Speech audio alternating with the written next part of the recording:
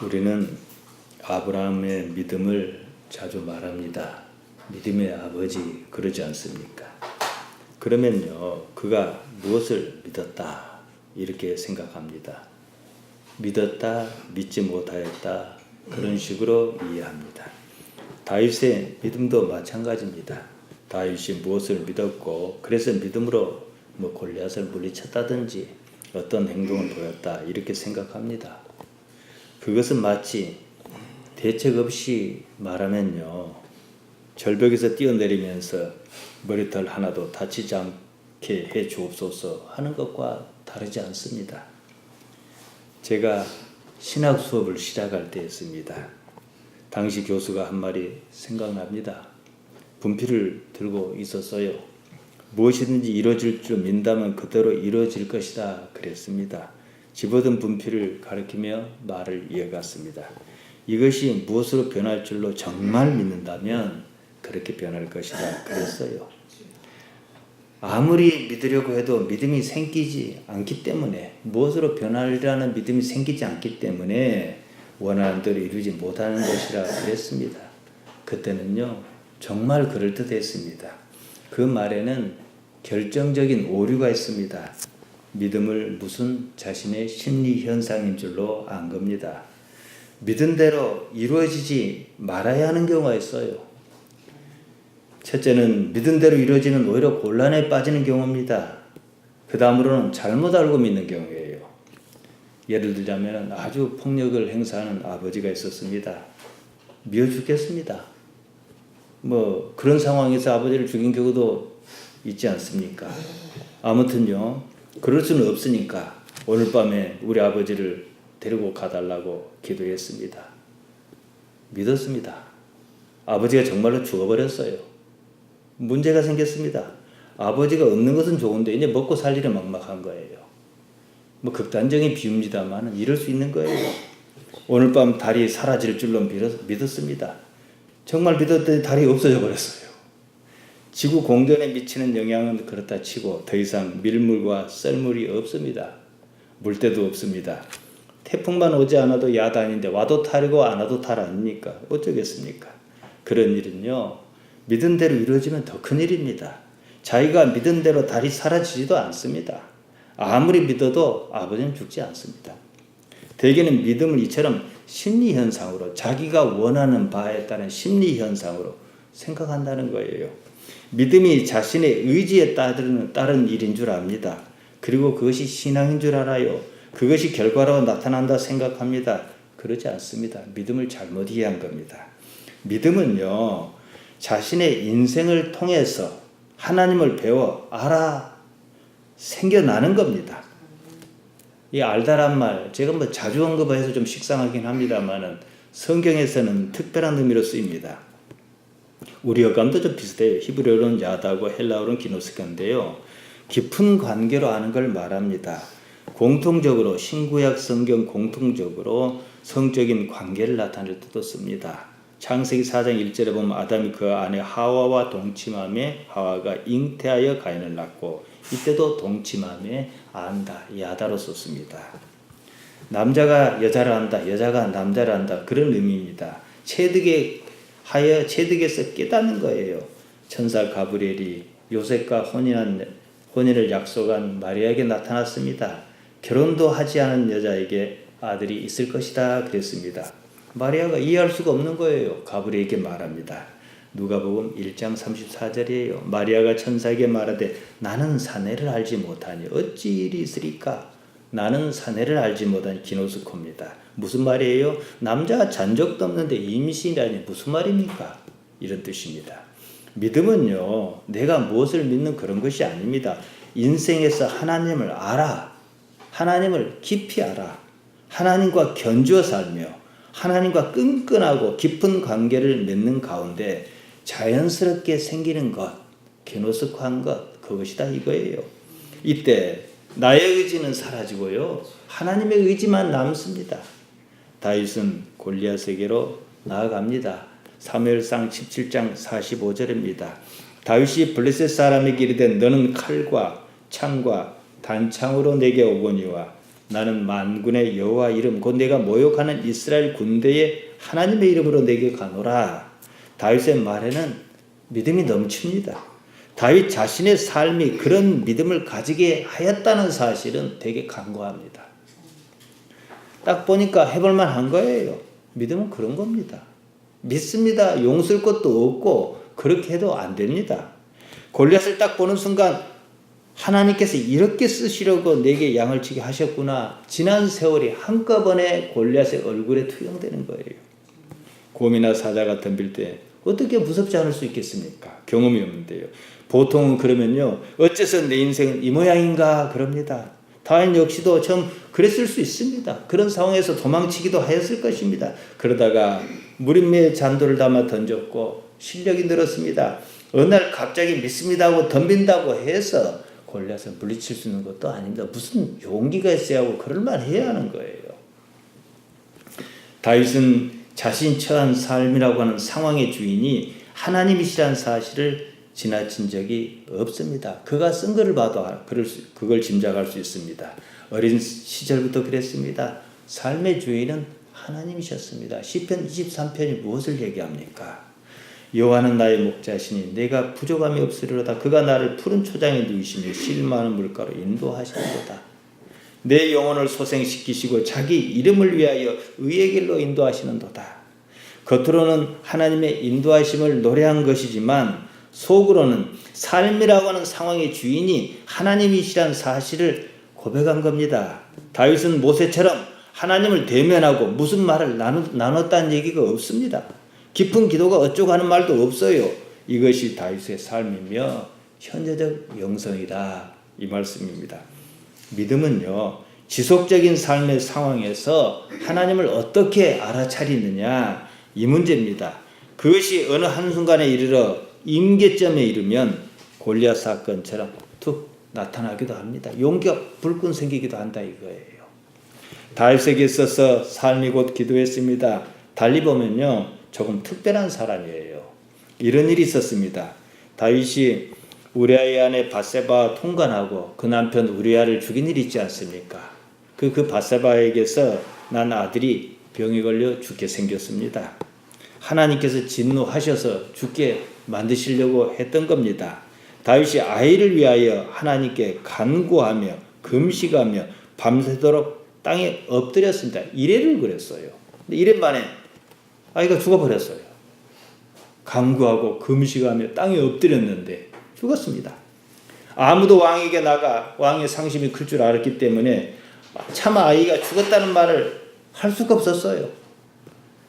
다윗의 귀에 신복이 서로 수근거리는 소리가 들렸습니다. 아이가 죽었느냐 물었어요. 그러니까 부하가 마지못해 죽었습니다. 그랬어요. 이때 다윗이 보인 태도가 아주 특이합니다. 사무엘하 12장 20절에서 23절에 나오는데요. 다윗이 땅에서 일어나 몸을 씻고 기름을 바르고 의복을 갈아입고 여호와의 전에 들어가 경배하고 궁으로 돌아와서 명하여 음식을 그 앞에 베풀게 하고 먹은지라. 부하가 보기에 의아해요.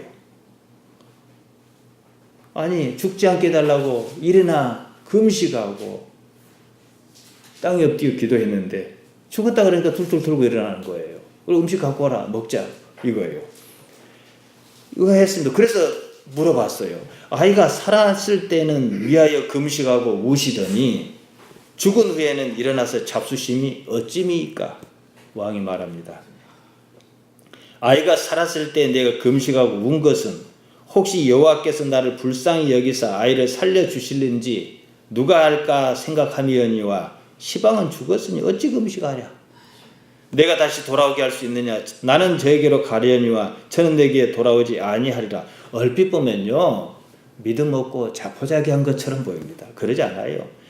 자신이 알고 있는 하나님 어떤 분인가를 얘기하는 거예요. 내게서 진노를 거두지 않았다는 사실을 안 거예요. 해볼 때까지는 해봐요. 기도로 말이죠. 받아들였다 이거예요. 하나님께서는 어떤 분이신지 잘 알고 있었다 이것입니다. 그만큼 다윗의 삶은요. 하나님을 살피는 삶이었습니다. 삶 자체가 기도였어요. 제가 여러분께 환기시키듯이 자주 말씀드린 게 있습니다. 좋은 신앙을 가지는 방법이 있다고요. 언제나 무슨 상황에서나 무슨 일에서나 하나님을 가슴에 품는 겁니다. 하나님께서 어떻게 나타나시는지 잊지 말고 생각해야 합니다. 생각해 보세요. 예배당 한 2번 들락쿵달락쿵 했더니 그냥 복을 팍 주시는 거예요. 그럼 교회 안 나올 사람 있을까요? 그것이 믿음이고 그것이 시험이에요. 삶의 주인이 하나님이시라는 사실을 외면하지 말아야 합니다. 다윗이 그랬듯 기도는 단지 자신의 형편을 아뢰는 것입니다. 하나님의 뜻을 때로는 바꿀 수 없어요. 내가 바뀌는 겁니다. 그처럼 깨어있는 삶을 살다가 기도가 필요하다 싶을 때 기도하는 거예요. 대개는 이것을 거꾸로 합니다. 자기 마음대로 살다가 일이 뜻대로 풀리지 않으면 그제서야 기도한다고 야단이에요. 교회든 절이든 대학 입학 시험을 앞두고는 북적입니다. 아무리 기도해도요, 학생 본인이 공부하지 않는 데는 별 도리가 없어요. 그럼 공부를 누가 합니까? 기도만 하지. 기도하고 공부하고 그 부족하고 혹시 모를 부분, 실수할 부분 하나님께 도우심을 구하는 거예요. 주여, 저는 여기까지 했습니다. 이제는 하나님 손에 달렸습니다. 이래야 하는 거예요. 하나님께서 공부하지 말고 기도만 하라고 하셨다면 또 모를 일이에요. 그럼 그렇게 할 수가 있지요. 소년 다윗의 명운을 걸어야 하는 사울은 참 기가 막혔을 겁니다. 모든 군사가 무수하는 골리앗을 소년이 무찌르겠다고 그럽니다. 생각은 가상하지만 어이가 없고 무모해 보입니다.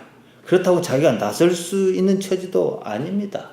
나서봤자 결과가 뻔하였습니다. 일단은 말려야 했어요. 33절입니다. 내가 가서 저 블레셋 사람과 싸우기에 능치 못하리니 너는 소년이요 그는 어려서부터 용사임이니라. 이에 다윗이 물러서지 않습니다. 주의 종이 아비의 양을 지킬 때에 사자나 곰이 와서 양떼에서 새끼를 움키면 내가 따라가서 그것을 치고 그 입에서 새끼를 건져내었고 그것이 일어나 나를 해하고자 하면 내가 그 수염을 잡고 그를 쳐주겠나이다. 그 상황을 모르는 사람으로서는 한낱 소년의 무용담입니다. 곧이곧대로 믿을 사람이 없어요. 이어서 말합니다. 주의 종이 사자와 곰도 쳤은즉 사시는 하나님의 군대를 모욕하니 할례없는 블레셋 사람이니까 그가 그 짐승의 하나같이 되리이다. 여호와께서 나를 사자의 발톱과 곰의 발톱에서 건져내셨은즉 나를 이 블레셋 사람의 손에서도 건져내시리라. 삶이 믿음을 일으키는 겁니다. 그리고 여기까지 왔습니다. 사울로서도 방법이 없어요. 이렇게 말합니다. 가라. 여호와께서 너와 함께 계시기를 원하노라. 그래서 착각하지 말아야 합니다. 사울이 믿음으로 그렇게 말한 게 아니에요. 다 하나님 믿는 사람들이에요. 그냥 하는 말이에요. 교회에서 흔히 해결하기 어렵고 난처한 일이 있으면 흔히 그렇게 말 안 합니까? 기도합시다. 얼마나 맥 빠진 일이에요. 기도를 얼마나 하고 그런 말을 하는 것도 아니고. 다윗은 자신의 삶에서 우러난 영성으로 그 일을 선택했습니다. 사울은 그걸 모르지요. 어쩔 수 없이 그 일을 선택했지요. 우리 또한 이 두 가지 길 중 하나를 선택할 수밖에 없습니다. 잘했든 못했든 어느 쪽이든 하나님의 뜻을 이룰 수밖에 없어요. 대개는 이 대목에서 다윗이 믿음으로 골리앗에게 나아갔다고 생각합니다. 믿음 맞습니다. 하지만 흔히들 말하는 그런 믿음은 아닙니다.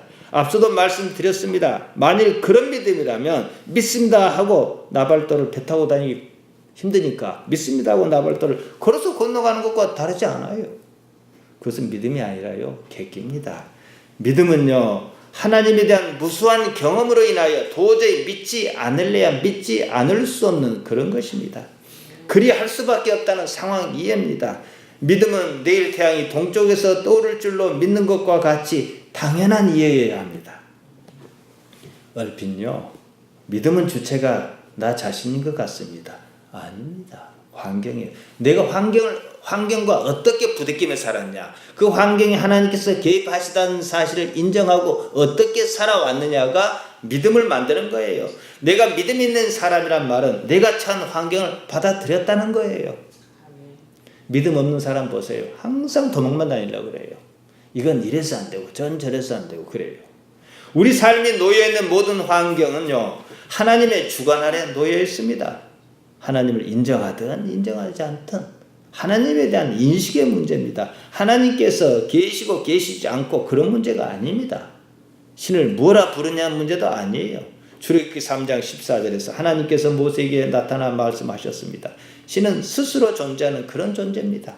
누가 이름을 불러주어야 존재하는 그런 존재가 아닙니다. 직장 다니면은 뭐 매월 25일이면 꼬박꼬박 월급이 나온다 그럽시다. 그러면요 25일이면 월급이 나오는 믿음이 자연히 생겨요. 맨날 받았으니까. 그것이 믿음이에요. 그 사실 환경을 믿고서 생활계획을 세웁니다. 따지고 보면요 믿고 할 것 말고 할 것이 없어요. 믿음은 그런 겁니다. 하나님께서 창조하신 이 세상은 원래 믿음을 바탕으로 유기적 연결로 움직이고 있습니다. 믿음은 새삼스러운 것이 아니라 믿고 말고 할 것이 없는 삶 속에 녹아있는 그런 것입니다. 우리가 믿어야 할 것은 하나님께서 이 세상을 그렇게 창조하셨다는 사실이에요. 우리가 거기에 편승하여 살고 있다는 사실을 알아차리는 겁니다. 이때 세상이 있다는 것은요 내가 있다는 것이고 내가 있다는 것은 세상을 창조하신 하나님께서 계신다는 사실을 말합니다. 거기에 눈을 감을 것이냐 말 것이냐가 선택의 문제로 우리 앞에 있습니다. 다윗이 골리앗을 무찌르겠다는 것은 바로 그런 삶이 준 믿음에서 비롯한 일종의 감입니다. 딱 감이 와요. 해볼만 해요. 감으로 판단한 신빙성입니다. 감은 많이 해본 일로 인한 감각입니다. 37절에서 여호와께서 건져내시리라 그랬습니다. 다윗이 한 그 말은요 특별한 상황에 따른 말이 아니에요. 삶의 포괄적 의미를 지닙니다. 골리앗과의 싸움에 국한한 말이 아니라 지금 이 자리까지 인도하신 이가 하나님이시다 이 고백이에요. 그러니까 저건 하나님의 일이에요. 사울의 눈에는 골리앗과 대치 상태인 그 순간만 보였습니다. 다윗의 눈에는 자신의 삶 전체가 그 순간으로 압축하여 보였습니다. 우리 사는 모든 삶이 하나님과 관계가 없는 것이 없다는 거예요. 우리는 그것을 인정하기 때문에 지금 이 자리에 왔습니다. 단지 그것을 알아차리며 살아왔느냐 이 문제입니다. 보통 우리는 믿음을 가지려고 용씁니다. 믿는 마음이 생기기를 기대합니다. 방법에 문제가 있습니다. 믿음은 그처럼 믿으려고 애써서 생기는 것이 아닙니다. 오히려 반대입니다. 믿지 않으려고 해도 믿을 수밖에 없는 그런 것이어야 합니다. 믿으려고 애쓰는 것이 아니라 믿지 않으려고 애를 써도 그냥 믿기는 것이어야 합니다. 평소에 조금씩 쌓이던 믿음이 한순간 큰 힘을 발휘하는 방식입니다. 평소 생활 속에서 작은 경험을 어떻게 여기며 살아왔느냐에 달려 있습니다. 예를 들지요.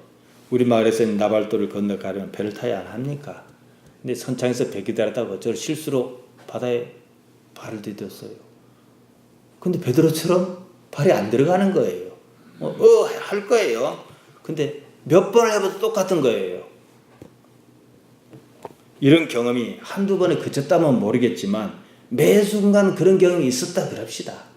그냥 걸어갈 거예요. 나중에는 나발도를 건너갈 때 바다 위를 걷지 못한다는 사실을 믿기가 더 어려울 겁니다. 남들은 다 배를 타고 가도 말이에요. 이것은 논리의 문제가 아닙니다. 동일한 조건 아래서 반복적인 경험으로 인한 관측의 결과 문제입니다. 과학은요 관측의 결과 데이터를 바탕으로 합니다. 그래서 믿음은 과학이다 이런 말을 제가 쓴 적이 있습니다. 하지만 그런 과정을 전혀 본 적이 없는 사람에게는 세상에 사람이 어떻게 무리를 걸어 이러고 말 거예요. 그러고 말 거예요. 그걸 생각 안 합니다.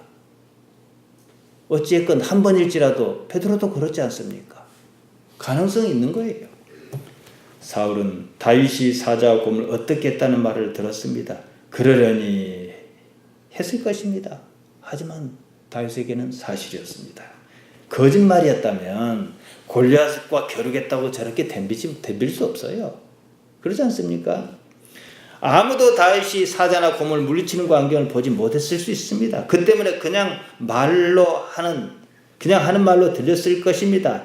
다윗의 형조차 그랬습니다. 그러한 상황을 경험한 사람은 다윗 자신뿐입니다. 다윗은 반복적인 그런 경험으로 인하여 골리앗을 딱 보는 순간 저것은 아무것도 아니다는 느낌, 감이 잡혔습니다. 감은요, 말로 설명하기 힘듭니다. 무수하게 반복적인 경험으로 말미암아 오히려 섬세하고 미묘한 차이를 구별하는 능력입니다. 민감성이지요. 요리할 때 손맛 안 있습니까? 감입니다. 요리 잘하는 사람 보면 쉽게 대충 하는 것 같아요. 똑같이 따라 해도요, 그 맛 안 나옵니다. 감이 다르니까요. 다윗이 골리앗을 물리칠 수 있으리라는 감은요, 다른 데서 온 게 아니라 자기 삶에서 왔다는 거예요.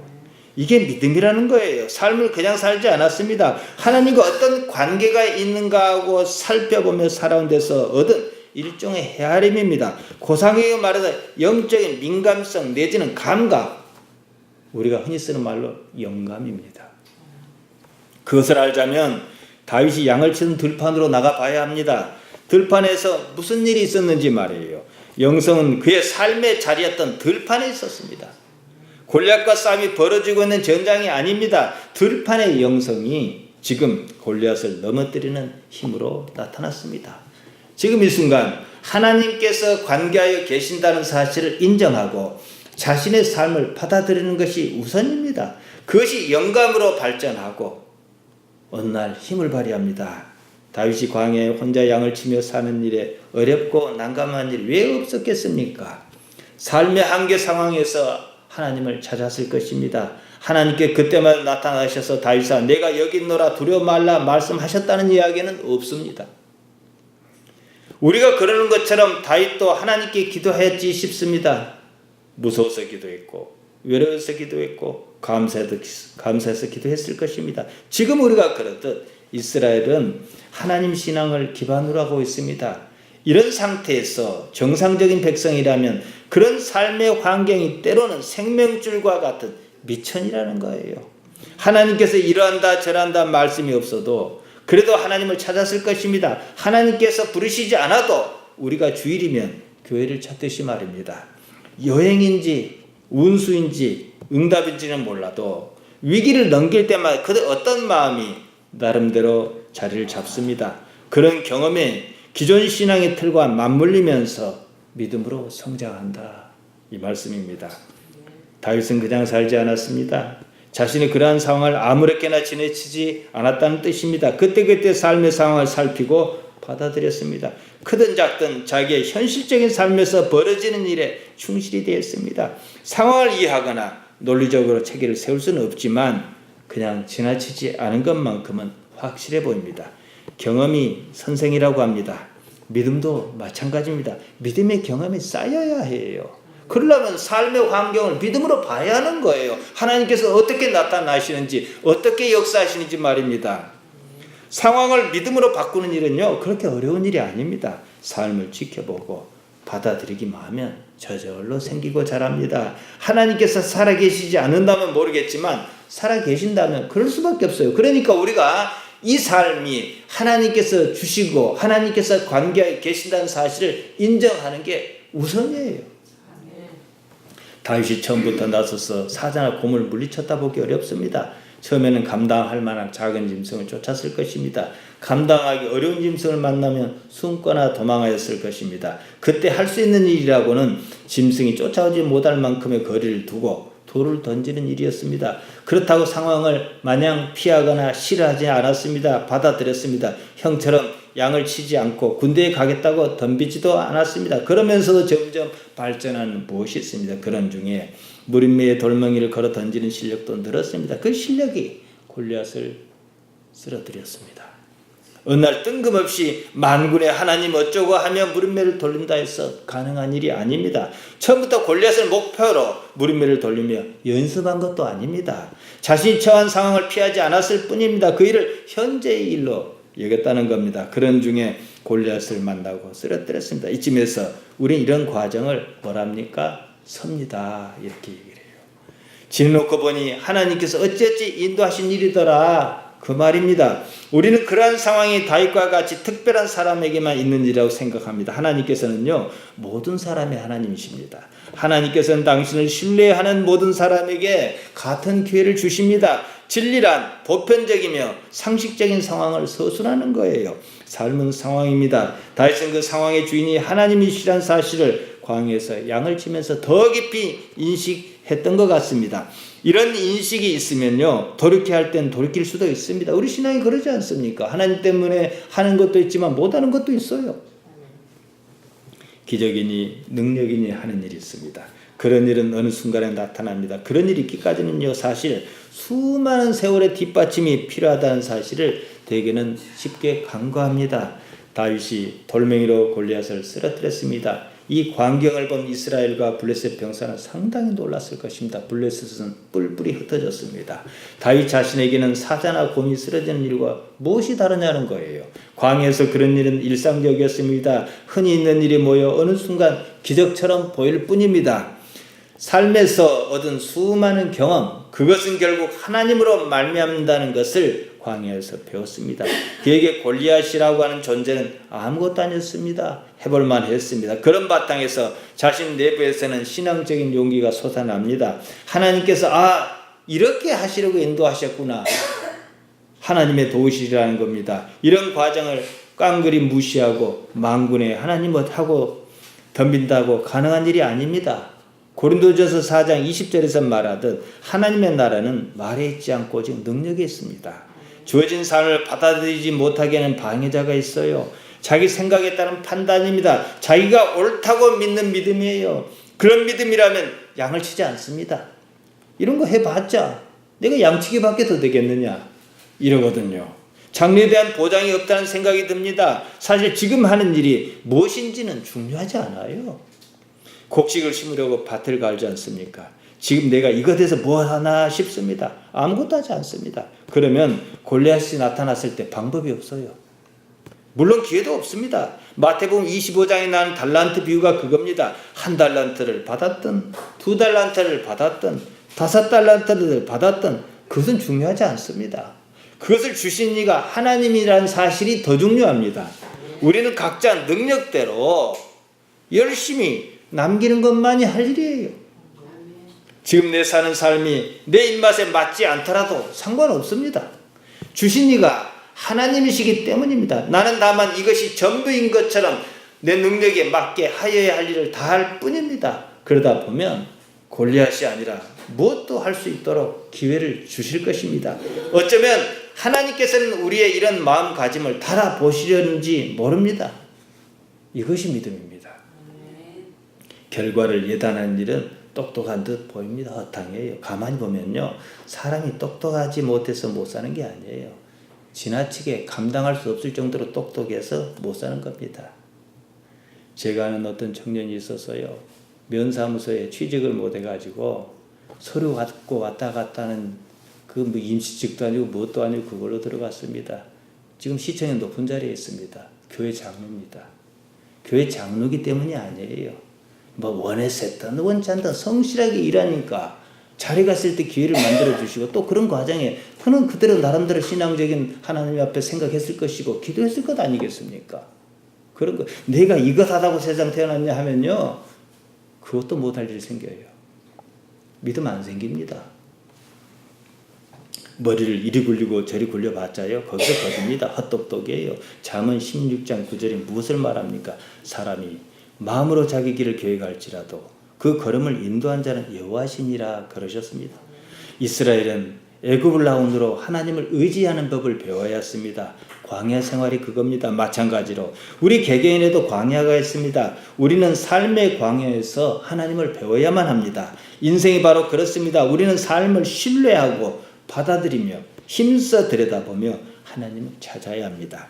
다윗은 시편 23편 4절에서 주의 지팡이와 막대기가 나를 안위하시나이다 라고 고백했습니다. 하나님께서 무슨 지팡이와 막대기가 필요하겠습니까? 자기가 지팡이와 막대기를 가지고 양을 쳤기 때문에 거기다 비유했습니다. 하나님께서는 사람을 돌보시는 일이 영락없이 자기가 양치는 일과 같더라 이겁니다. 현실이 주는 경험, 그리고 그 경험의 반복이 사자나 곰을 물리칠 수 있는 용기를 선사했습니다. 바로 이런 마음이 영혼으로 향합니다. 믿음이에요. 지나고 보면 모든 일이 골리앗을 무찌르는 연습이었습니다. 지금 이 순간에서 보면요, 나아가서 보면 이스라엘의 왕의 자리에 오르는 과정이었습니다. 이스라엘과 블레셋이 항우를 지어 40일을 대체했습니다. 다윗 말고는 아무도 나설 사람이 없었습니다. 하나님의 일은 대개 이런 식입니다. 모든 일은 태초부터 하나님께서 계획하셨습니다. 충실하게 자기 삶을 사는 것만이 지금 당장 우리가 할 수 있는 유일한 거예요. 삶의 순간순간은 모두 의미가 있습니다. 고난도 행복이라 느끼는 것도 다 마찬가지예요. 의미가 있는 이유가 무엇인 줄 아십니까? 하나님 때문이에요. 바로 지금 여기가 하나님의 자리입니다. 다윗의 세 형은 지금 여기 살지 않았습니다. 그들의 의식은 지금 여기를, 삶의 자리인 지금 여기를 건너뛰어 미래가 있었습니다. 죽은 삶이었어요. 그 때문에 골리앗이 기회로 보이지 않았습니다. 그냥 어째서 저런 놈이 나타나서 역경이고 고난이었습니다. 골리앗이 있습니다. 다윗은 하나님, 저 이스라엘의 원수 골리앗을 무찌르게 주옵소서 하고 기도하지 않았습니다. 기도는 일정 시간을 내야 하는 일입니다. 기도는 하나님과 우리 사이의 관계를 확인하는 작업입니다. 우리는 그것을 교통이다 이럽니다. 하나님의 존재를 인정하고 나라고 하는 존재가 그 안에 드는 겁니다. 착각하지 말아야 하겠습니다. 기도가 무엇을 이루지 않습니다. 그랬을 것 같으면 우리는 모든 일을 다 접어두고 기도에 매달려야 합니다. 골리앗을 보자마자 무릎 꿇고 기도부터 해야 합니다. 화살이 날아와도 기도가 먼저입니다. 그러다 화살 맞아 죽습니다. 직장도 그만두고 어디 기도원 같은 데서 기도만 매달려야 합니다. 다들 모르고 하는 소리입니다. 그런 삶이 어디 사람 사는 삶입니까? 우리 신앙을 오해한 신앙 때문에, 우리 신앙을 오해하고는요, 신앙 때문에 오히려 불행하게 사는 사람이 많아요. 하나님께서는 우리에게 제대로 살아있으라 하십니다. 기도조차도 삶을 위한 방편입니다. 기도가 필요 없다 이 말이 아닙니다. 제대로 사는 삶이 아니라는 거예요. 그러면 기도부터 해야 해요. 그때는 일상의 모든 일을 잠시 뒤로 미루고 기도할 필요가 있습니다. 무엇보다 삶 자체가 기도여야 합니다. 깨어있어야 합니다. 그 말이에요. 때로 골방의 시간이 필요할 뿐이에요. 다윗이 골리앗을 보았습니다. 저것 해볼만 하겠다는 느낌이 팍 듭니다. 믿음은 그런 느낌에 우러나는 감정입니다. 감이에요. 그 느낌은 하루아침에 덥석 생기는 것이 아닙니다. 우리 일상의 삶을 토대로 우러나는 것입니다. 그것을 알아차릴 수 있는 삶을 살고 있느냐, 이 문제예요. 그것이 현존적 삶이며 지금 여기 있는 삶입니다. 할만하거든 믿음대로 해야 하는 거예요. 할만하거든 착하게 살아야 하고, 할만하거든 남을 괴롭히지 말아야 하고, 할만하거든 하나님의 성품을 좇아 사는 거예요. 하다 못할지라도 말이에요. 그렇게 사는 과정에 하나님께서 이 삶을 이렇게 인도하시구나 나타나는 거예요. 사울은 수가 없었어요. 다윗에게 자신의 군장을 내주었습니다. 다윗이 사울의 투구를 쓰고 갑옷을 입고 칼을 차보았습니다. 막상 걸쳐보니 거치적거리기만 하고 불편했습니다. 이 상황을 성경이 잘 표현합니다. 39절 40절이에요. 다윗이 칼을 군복 위에 차고는 익숙치 못함으로 시험적으로 걸어보다가 사울에게 고하되 익숙치 못하니 이것을 입고 가지 못하겠나이다 하고 곧 벗고 손에 막대기를 가지고 시내에서 매끄러운 돌 5을 골라서 자기 목자에 재고 곧 주머니에 넣고 손에 물매를 가지고 블레셋 사람에게로 나아가니라. 이 구절을 요약하면 평소에 하던 대로 했다 이 말입니다. 믿음은 하던 대로 하는 겁니다. 어느 날 갑자기 생기는 것 아닙니다. 폼 잡는 것 아니에요. 종교예요. 얼마나 외식이 많은 줄 압니까? 폼 잡으려고 금식했어요. 바로 외식하는 기도. 회당 어귀에 서서 기도해서 우리 식으로 치면 다 기독 신앙이니까 저기 회관 앞에서 이러고 기도하는 거예요. 나 기도 잘하는 많이 하는 사람이라고 펴내려고요.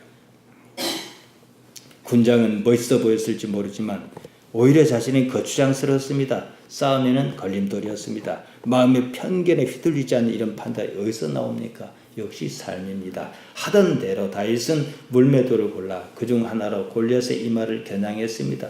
골리앗이 한 방에 쓰러졌습니다. 싱겁게 끝났습니다. 다른 사람이 보기에는 대단한 일이었을지라도 다윗에게는 그저 있을 수 있는 일이었습니다. 사자나 곰이 쓰러진 것이나 골리앗이 쓰러진 것이나 무엇이 다르냐? 이것입니다. 늘 있는 일입니다. 믿음은 그처럼 일상적인 일에서 생겨나 자랍니다. 어느 날 뜬금없이 믿습니다 하고 외친다 해서 가능하지도 않습니다. 평소의 삶이 밋밋할지라도 그 삶과 삶 사이를 들여다볼 줄 아는 마음에 믿음이 생깁니다. 사실 믿음이란 말이 필요하지 않습니다. 현존적 삶이 믿음의 삶입니다. 기회가 멀리 있지 않습니다. 우리가 매일처럼 접하며 사는 평범한 일상이 있습니다. 거기에 하나님께서 계시기 때문입니다. 그것을 알아차리는 것이 영성입니다. 이것이 진짜 삶이에요. 마태복음 13장 44절에 보면요, 예수님께서는 천국을 빗대어 밭에 감추인 보화와 같다 그러셨습니다. 밭은요 그냥 보기에는 밭이에요. 그냥. 다만 거기에 보화가 묻혀있다는 사실을 아는 사람이 따로 있다는 거예요. 모든 것을 팔아 그 밭을 가질 것 아니겠느냐는 거예요. 우리는 저마다 그냥 보기에는 보통의 밭이 있습니다. 삶이라고는 밭이에요. 그 안에 보화가 감추어 있다는 사실을 아는 사람이 있는가 하면 그것도 모르고 평생 남은 밭만 기웃거리다가 마는 사람도 있습니다. 죽을 팔자도 내 팔자고 살 팔자도 내 팔자입니다. 남의 팔자는 아무리 좋아도 남의 팔자입니다. 바로 그런 내 팔자 안에 진리가 있습니다. 복도 그 안에 있습니다. 만일 여러분이 지금 일이 나중 크게 성공하는 과정이라면 지금 일이 사소하다, 재미없다, 실증난다 그러면서 그냥 지나치겠습니까? 누가 그 판단을 하라 했습니까? 우리에게는 언제나 지금 이 일이 가장 중요합니다. 삶과 죽음이 바로 지금 여기 있습니다. 멀리 있지 않아요. 가치 있는 일인지 아닌지 하는 판단은 오히려 일을 그르치게 합니다. 우리는 그런 생각에게 자신을 내주지 말아야 합니다. 그리고는 자주 고개를 들어 하나님을 바라봐야 해요. 끊임없이 하나님을 바라봐야 합니다. 다윗은 단지 그때그때마다 지금 여기 살았습니다. 그뿐입니다. 지금 자기 앞에 닥친 일에 대해서 좋다 굿다 평가하지 않았습니다. 있는 그대로 대하였어요. 아버지가 도시락 챙겨도 형 면회 갔다 그러고 면회 갔어요. 골리앗 만났어요. 죽였어요. 양을 쳐하는 형편이면 양을 쳤습니다. 사자나 곰이면 물리쳤습니다. 돌멩이가 있으니 돌멩이를 들었고 그 돌멩이가 날아가 골리앗의 이마에 꽂혔습니다. 아무 일도 마다할 일이 없는 거예요. 들에 가서 양을 치는 일도 양을 움켜쥐던 들짐승도 전장에 형면에 가는 일도 골리앗도 모두가 하나님의 일이었습니다. 그것이 하나님께는 오히려 기회였습니다. 하나님께서 쓰시기에 편한 사람, 내 마음에 합한 사람이란 표현이 왜 나왔는지 아시겠습니까? 알고 보면요 아무것도 싫어하거나 마다할 일이 없습니다. 우리가 하나님께서 살아계신다는 사실을 인정한다면 말입니다. 그냥 자기 앞에 놓인 그 일을 할 뿐입니다. 우리 마음이 평화를 잃은 이유가 있어요. 지금 여기 있지 않은 때문입니다. 모든 염려를 보세요. 지난 일이고 미래 일입니다. 지금 여기는 없어요. 삶의 자리가 아닌 과거나 미래 그리고 저기 있어 죽은 삶을 살기 때문입니다. 우리는 언제나 우리 자신을 몸이 살고 있는 이 시점 이곳에 갖다 놓을 필요가 있습니다. 의도적으로 말입니다. 그리고 그것과 그 주변에 어떤 변화가 있는지 하나님께서 어떻게 나타나시는지 지켜만 볼 뿐이에요. 하나님께서 지금 여기서 무엇을 하시는지 말입니다. 이런 말이 있습니다. 몇 시간 행복하고 싶으면 술에 취하라. 몇 년 동안 행복하고 싶으면 결혼하라. 영원히 행복하려면 정원을 가꿔라. 무슨 말입니까? 술과 결혼은 이해를 하겠는데 해볼 거 다 해본 사람이 마지막으로 하는 일이 원예랍니다. 식물을 가꾸는 일이에요. 요즘 그래서 추세가 배운 사람, 알맞고 아는 사람이 산으로 들어가고 농사 짓습니다. 먹고 살기 위해서 그런 건 아니에요. 함이 중요하다는 거예요. 이것을 알기 시작했다 이거예요. 그럴 때 지속적으로 새로움을 느끼며 즐거울 수 있다는 사실입니다. 삶은요 정원을 가꾸는 것과 같습니다. 가꾸어야 해요. 핵심은 함입니다. 제가 그래서 결혼식 주례 몇 번 하지도 않습니다만은 할 때마다 당부하는 게 있어요. 돌탑을 쌓는 거다. 가꾸어 만드는 것이다. 30살에 우리 아이가 30 아닙니까? 언제 결혼한지 모르겠습니다만은 지금 한다 치면은 둘이 70년 이상 살아야 해요. 그 쉬운 일입니까? 만들어 가야 하는 거예요. 함이에요. 지금 70을 살든 80을 살든 90을 살든 우리가 적어도 예수님을 만났다는 시점에서 한번 보십시오. 하나님을 어떻게 여기며 살아왔는지 그게 납니다. 그러셔야 해요. 그거밖에 남는 것은 지금부터도 가능해요. 모든 일 하만에 하는 것 안에 하나님께 살아계시기 때문입니다. 하나님께 함의 존재에 졸지도 않고 주무시지도 않는다 그러지 않습니까? 시편 121편 4절입니다.